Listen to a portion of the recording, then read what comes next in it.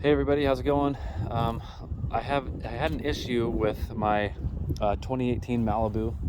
Okay, I just barely got this thing. There was issues with it sounded like there was a humming noise coming from the front passenger side, like a rattle almost. And it's pretty low miles, only about 30,000 miles. And I had looked all over the internet and I couldn't find anything in regards to what the humming noise would be. It would be between 1800 to 2300 RPMs.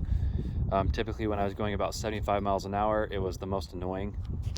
But what I did, you have the mounting brackets on the sides of the engine, and it actually was, at least for me, so I tightened this bolt right here, and then this bolt right here. They weren't too loose, but they also weren't very tight.